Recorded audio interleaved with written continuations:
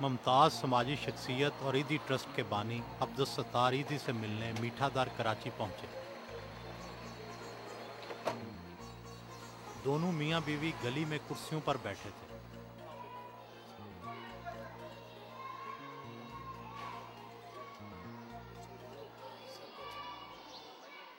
आपकी जिंदगी जितनी सादा नजर आती है, क्या वाकई इतनी सादा है?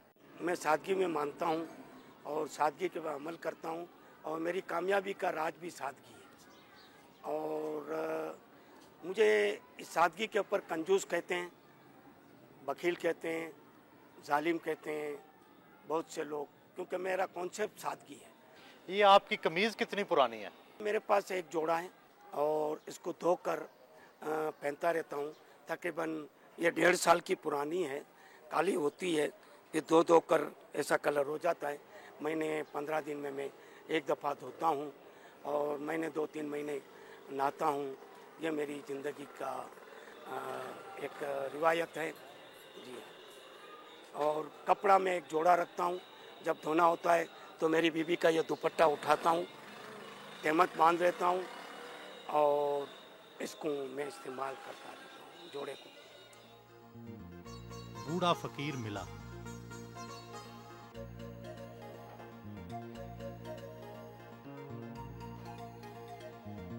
ईदी सेंटर के दफ्तर में आए।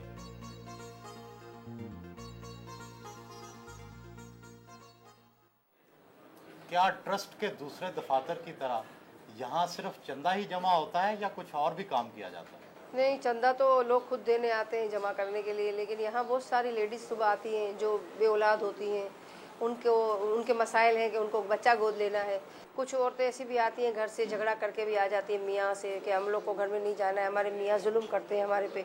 फिर उनको थोड़ा समझा के 2-3 घंटे में बिठा लेती हूँ अपने पास। जब वो थोड़ा रिलैक्स हो जाती है फिर इनको कहती हूँ कि चलो आपके घर पे आपको छोड़ के आओ। लेकिन दूसरी साइड एक मसला भी नज़र आता है कि हमारा माशरा इतना तंग नज़र है। हम इस्लाम को अपना तो लिया है, कबूल भी करते हैं, दावे भी बड़े करते हैं, इसकी तबलीग भी बहुत करते हैं, लेकिन अमल 0 पॉइंट नहीं है। तो हम इतनी तकलीफ से जब बच्चों को घर भेजते हैं तो हर महीने का रेशो है, 25 से 30 लड़कियाँ कत्ल होती हैं। सिर्फ घर में से निकलने की सज़ा इनको दी जाती है। बल्कीस ईदी ने लावारिस बच्चा बे औलाद जोड़े के हवाले किया।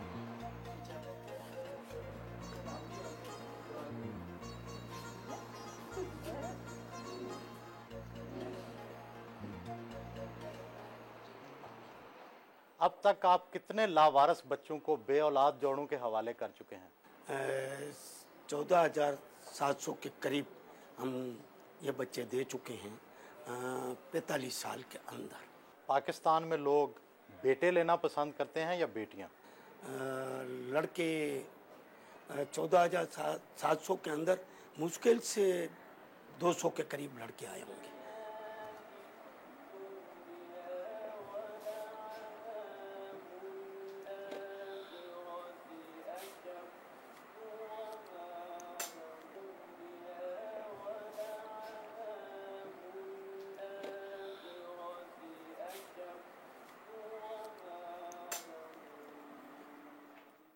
आप इतना ज़्यादा पानी क्यों पीते हैं? पानी इंसान को, जवान इंसान को 24 घंटे के अंदर 2 लीटर पीना चाहिए। मैं 15 साल से शुगर का मरीज़ हूँ, पानी पीता हूँ और एक फक्की मुझे पता था उस बीज का पाउडर बनाकर 15 साल से खाता हूँ। कोई साइड इन्फेक्शन नहीं है, कुछ भी नहीं है। मेरी नज़र अच्छी है, दांत अच्छे हैं, 76 साल की उम्र है और चल जाए तो 2-4 किलोमीटर आराम से चल सकता हूँ। क्या आप डॉक्टरी या हिकमत जानते हैं? ऐसा भी इंसान खुद अपना डॉक्टर है, बाकी तो ये इंडस्ट्री है इंसान का इस्तेसाल करने के लिए। क्या आप वाकई दोनों मियाँ बीवी इस छोटे से कमरे में रहते हैं? असली वाला घर किधर है? असली वाला ये हमारा ये कराची का पुराना इलाका है, मिठादर। आगे बड़ा इमामबाड़ा है, उसके पास 100 साल की पुरानी बिल्डिंग में हमारा एक कमरा है, लेकिन वो बंद पड़ा है। हमारा वहाँ जाने का कोई इंटरेस्ट नहीं है, लेकिन रखा है।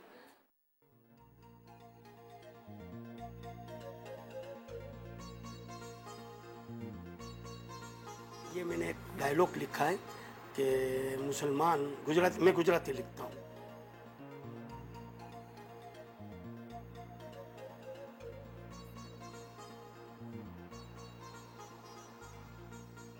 अंदरूने सिंध से आने वाले मुलाकाती ने कारोकारी के वाक़े से आगाह किया। मां पन्नो आकिल खां आहियो आहियां ऐं असांजे इस्लाम में जॾहिं शादी जी इजाज़त ॾिए थी प्यार में, त पोइ ही बाद में क़तल, ही गिरफ़्तारियूं, ही रूपोशियूं छो थियनि थियूं, ऐं हिन ते तव्हां एक्शन कयो। अब्दुल कादर, तव्हांजा ख़्याल बहुत सुठा आहिनि। थिए छा कि पंहिंजो निज़ाम जो आहे न, ही हिकिड़े मज़हब जी आड़ जे मथे। ईदी सेंटर में लावारस बच्चों की नर्सरी कायम है।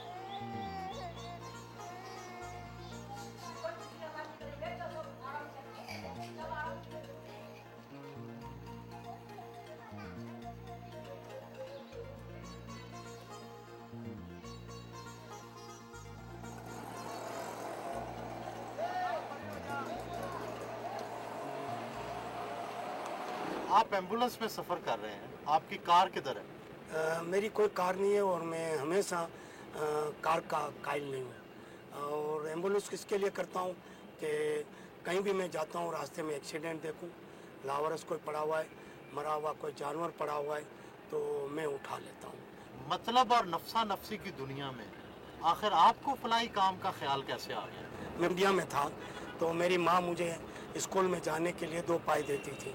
1 पाई तुम खर्च करना अपने ऊपर और 1 पाई किसी गरीब बच्चे के ऊपर खर्च करना। जब स्कूल से जाने के बाद मैं घर पहुंचता था तो मुझसे ये सवाल करती थी कि आपने क्या करा 2 पाई का। तो मैं कभी कभी जज्बात में आकर दोनों पाई से मैं अपने पर इस्तेमाल कर लेता था और आकर सच्ची बताता था कि अम्मी मैंने दोनों पाई अपने पर खर्च कर लिया है। तो बस वो मुझ पर टूट पड़ती थी और मुझे कहती थी कि तुम अभी से गरीबों का माल खा जाना चाहते हो। मैंने तो 1 पाई गरीब के लिए कही थी। इसी तरह मेरा ब्रेन वॉश किया, मुझे इंसान बनाया। ईदी इंफॉर्मेशन ब्यूरो पहुंचे।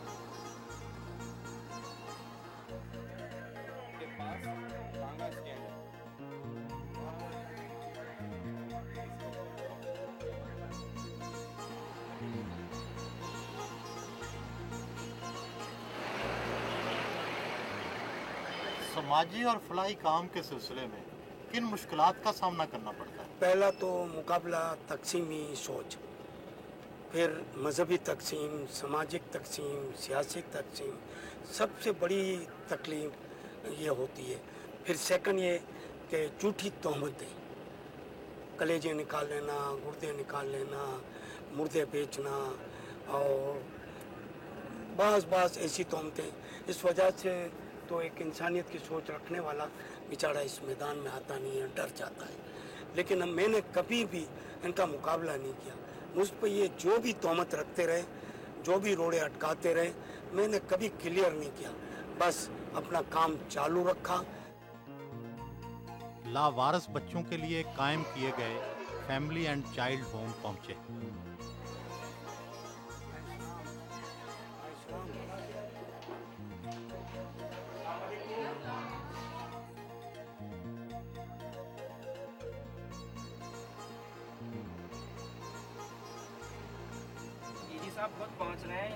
रास्ते में वायरलेस पर एक लावारस शख्स के बारे में इत्ला मिली। बड़े मियाँ अस्सलाम वालेकुम। हैं, चलना है, दाखिल होना है नहीं अस्पताल में।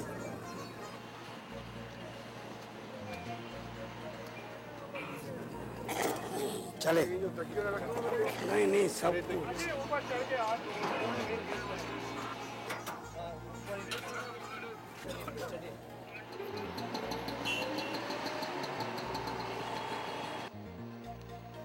नफ्सियाती और जहनी अमराज में मुब्तला औरतों के लिए कायम अपना घर पहुंचे।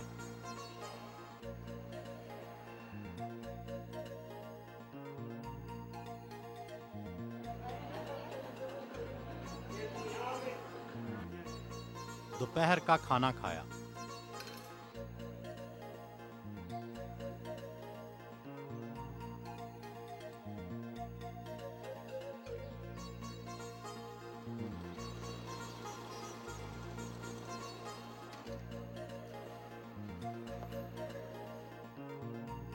ईदी मैयत सर्द खाना पहुंचे।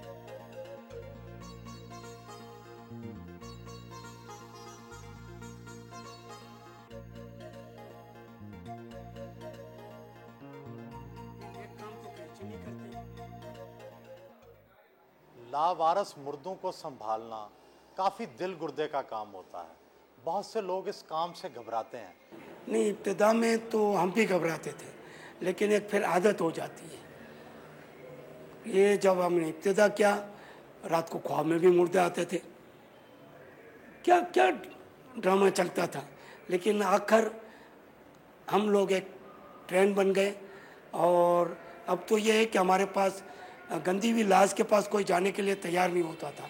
मखसूस लोग, हम 2-3 बंदे थे, लेकिन आज पूरी मुल्क के अंदर सैकड़ों की तादाद में हमारे सेंटरों पे सड़ी सी सड़ी मैयत उठाने का भी इनको आदत डाल दी है।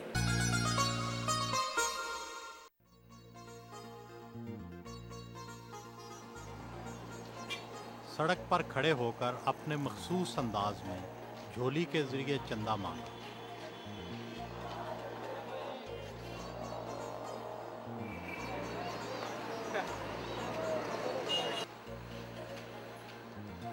ईदी सेंटर वापस पहुंचे।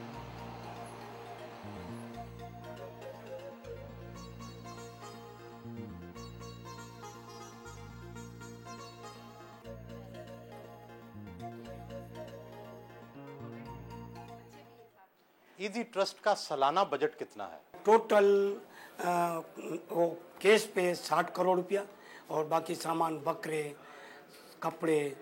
कपड़ा, राशन सब मिलाकर 1 अरब के रुपये करीब में हम लोग चले जाते हैं।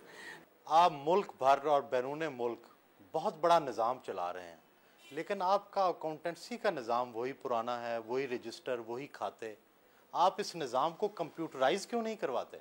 सब कंप्यूटराइज बहुत एक अच्छी चीज़ है, जदीद ज़माने का एक तरीका है, लेकिन मुझे उसमें मज़ा नहीं आती।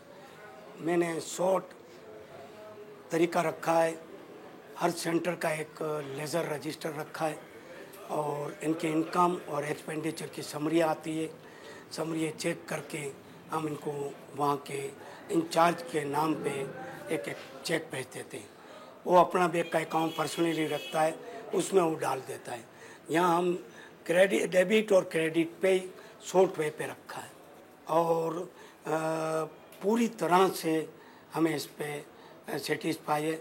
लेकिन इस तरह के निज़ाम में गबन या फ्रॉड का ज़्यादा चांस नहीं होता? गबन तो हर चीज़ में हो सकता है। मैं क्या बताऊं कि कंप्यूटराइज में भी जब एंट्री ही ना डालेंगे तो कहाँ से आएगी। किस तबके के लोग ज़्यादा चंदा देते हैं? मिडिल क्लास, सरमाएदार कम इंटरेस्टेड है, कोई काद तो देते होंगे, बाकी मिडिल क्लास ज़्यादातर चंदा देता है। और इसमें भी कौमों पे बटा हुआ मामला है। फर्स्ट तो हमें पंजाबी देते हैं, 90% डोनेशन इनका है, और इसके बाद उर्दू स्पीकिंग, इसके बाद मेमन स्पीकिंग। और अब जब से मैं ये कहने लगा हूँ कि भाई आपके इलाके पंजाब के डोनेशन पे चलते हैं, कराची के डोनेशन पे, आप लोग क्यों हुकूकुल इबाद, ह्यूमन राइट की तरफ आ क्यों नहीं रहे। तो अब थोड़ा थोड़ा ये मुझे किसी कौम को गिराना नहीं है, किसी को आगे नहीं बढ़ा, लेकिन मेरा एक काम है कि जो चीज़ जिस कौम में सच्चाई नज़र आती है वो मुझे बताना, दूसरी कौम को राय राह पे अमल में लेना है। अहले ख़ानदान के साथ खाना खाने के लिए घर की बालाई मंजिल पर गए।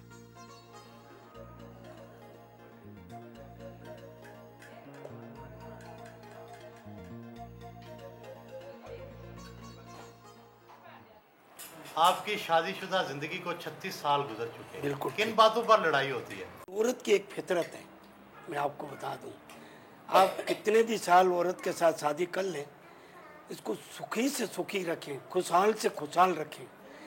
ढेरों पैसे दे दें, आखिरी में इसका लब क्या हो गया, मुझे कुछ नहीं मिला। ये इतनी इनकी आखिरी, हर औरतों में आप देखेंगे हमें कुछ नहीं मिला, इनका ये आखिरी कॉल करार यही होता है। ये मेरे बच्चे हैं, इनसे पूछो। 36 साल शादी को हुए, बच्चे बड़े हुए, बच्चों की शादियां हुई। मेरे घर में तो मेरे बच्चों के पास नहीं आते थे, लेकिन बच्चों की शादियां हुई, बच्चों के घर भी नहीं जाते हैं। और बच्चे अपने घर से खाना पका के यहाँ आते हैं अपने अब्बू की खुशी के लिए कि हम अपने अब्बू के साथ बैठ के खाना खाएंगे। ये आज बच्चे खाना पका के लाए हैं। अच्छा, मेरी सच्चाई और वफादारी का ये नतीजा है कि औलाद आज मेरी ही वफादार। पर्दा नहीं डालो।